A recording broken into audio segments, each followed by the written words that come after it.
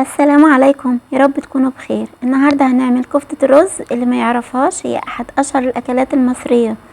هي اقتصادية جدا من وجهة نظري، لان احنا ممكن بكيلو لحمة مفرومة نعمل كمية معينة من الكفتة، لكن لو عملناها بطريقة كفتة الرز هناخد ضعف الكمية ويمكن اكتر بكتير كمان.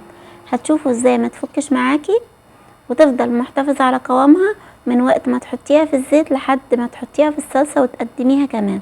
وازاي نعمل كده بنسب مظبوطة وتطلع معانا بيرفكت بدون ولا غلطة من اول مرة.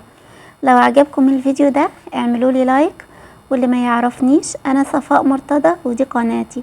تعالوا نشوف كفتة الرز بتتعمل ازاي. اول حاجة هنا معانا كيلو الا ربع من الرز مغسول ومنقوع لمدة نص ساعة. لو رز بلدي هتنقعيه لمدة 4 ساعات.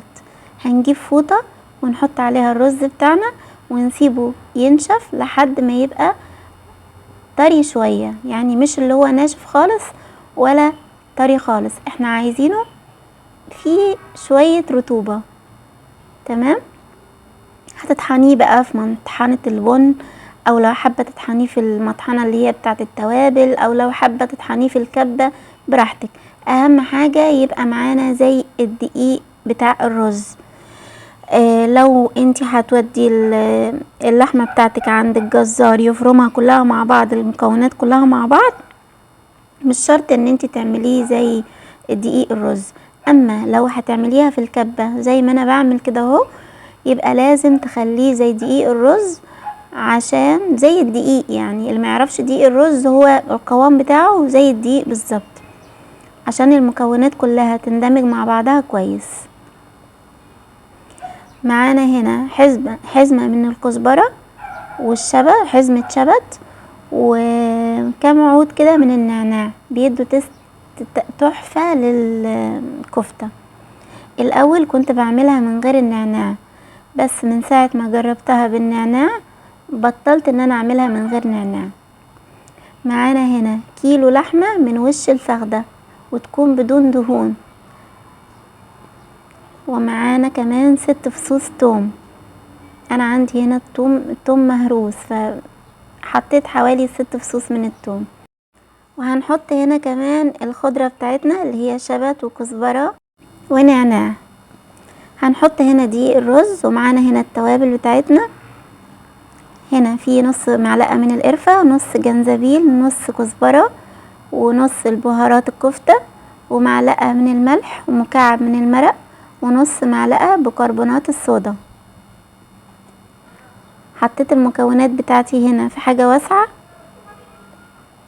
عشان اعرف اخلطهم مع بعض كويس. جبت هنا البصل حطيته بردك متقطع، مش مهم بقى قطع كبيرة قطع صغيرة، انتي كده كده هتعمليهم في المفرمة. في ناس بتاخد الخليط كله ده على بعضه وتوديه عند الجزار بيفرمهم في المفرمة بتاعة اللحمة. انا هنا هعملها في المفرمة بتاعة الكبة العادية. واحنا بنخلط المكونات كلها مع بعض هنضيف شوية من الزيت او شوية من المية. ليه بقى؟ عشان المكونات كلها تبقى ناعمة كده معانا وتتجانس كلها مع بعض، تبقى زي الصلصال كده. عارفين الحاجة اللي تبقى اللي هي ايه، تبقى ناعمة قوي معاكي كده، تمسكوها تلاقوها بتتقطع معاكو بسلاسة وما يبقاش باين انسجة اللحمة او اللحمة المفرومة فيها، او الكزبرة والشبت وكل المكونات بتاعتها اللي احنا ضفناها. لو قدرتوا توصلوا للقوام ده في البيت فهو كده تمام يعني. اما لو ما قدرتوش فممكن تفرموها عند الجزار، وتقدري كمان تلفيها في ورق بلاستيك وتحطيها في الفريزر تحتفظي بيها لفترة طويلة. طيب لو عايزين نشكل هنعمل ايه؟ هنجيب طبق فيه العجينة بتاعتنا، وطبق تاني فيه مادة دهنية زيت، وطبق هنلف فيه. هبل ايدي في الزيت وبعدين باخد قطعة تكون متوسطة كده زي ما انتوا شايفين، وابدأ اعملها زي الكورة في ايديا، واخرج كل الهواء اللي جواها، عشان الهواء اللي جواها ده بيخليها تشقق ويكون فيها كده ما يكونش فيها حتت مفتحة. تمام، تكون مقفولة تماما. وبعدين بضغطها بين ايديا عشان تكون سمك بيضاوي. بصوا بقى، الاحسن ان انتوا تعملوها على الرخامة عشان تطلع كلها سمك واحد. طيب ممكن حد يقولي طيب يا صفاء، هو ايه فايدة الزيت هنا؟ هقولك بقى، الزيت هنا ليه فايدتين اتنين. اول واحدة ان هو بيخلي الكفتة ما تلزقش في ايدينا، اما الفايدة التانية ان هو بيقفل كل المسامات اللي هي مفتوحة في الكفتة. المسامات اللي بتبقى مفتوحة في الكفتة دي لما بتيجي تحطيها في الزيت بتتفتح معاكي وبتعمل تجويف كبير، بيبقى منظرها مش حلو. انا عن نفسي بحبها بالحجم ده، تقدري بقى انتي تعمليها اكبر تعمليها اصغر زي ما تحبي. الحجم ده بيرجع زي ما انتي عايزة، في ناس تعملها مدورة وفي ناس تعملها كده زي الصوابع، انتي زي ما تحبي اعمليها. انا بحب اعملها بالحجم ده عشان لو كشت حبة بسيطة يبقى الصباع كده حلو. طاسة فيها زيت، هتحطي طاسة على النار بتحطي فيها زيت. انا هنا عندي القلاية فما استخدمتش الطاسة. بضيف الزيت لازم يكون مغطي الكفتة، مش لازم يكون كتير، اهم حاجة يكون ان هو مغطي الكفتة، مش عايزينه غزير قوي. وهنا هنقلب باستمرار عشان كلها تاخد لون واحد، اللي هو اللون الذهبي اشقر كده شوية.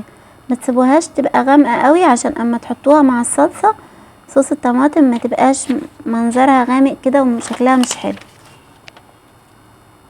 اللون ده بالنسبة لي كده حلو تمام. اذا ملاحظين الكفتة ولا واحدة فيهم فكت ولا شققت الحمد لله. عملنا الصلصة ازاي؟ بنضيف معلقة من السمنة وبصلة متوسطة مفرومة، وبنزود عليها 5 فصوص من الثوم، بس بنخلي البصلة ما تتحمرش قوي تمام. انا هنا عملتها قبلها يعني. ضفت 1.5 كوباية من الصلصة وزودت عليها معلقة من معجون الطماطم. بضيف كمان معلقة صغيرة من الملح ومعلقة صغيرة من البهارات الكفتة. ازاي بقى تعرفي الكفتة ناجحة معاكي؟ لما تلاقيها لسه في قوامها وما فكتش ولا شققت ولا اي حاجة. يلا بقى شوية رز ابيض او رز بشعرية وتاكليها بألف هنا وشفا. جربوها بالمقادير دي وهتطلع معاكم ناجحة من اول مرة. لو عجبكم الفيديو اعملوا لي لايك، واشوفكم على خير في فيديو جديد، ومع السلامة. باي.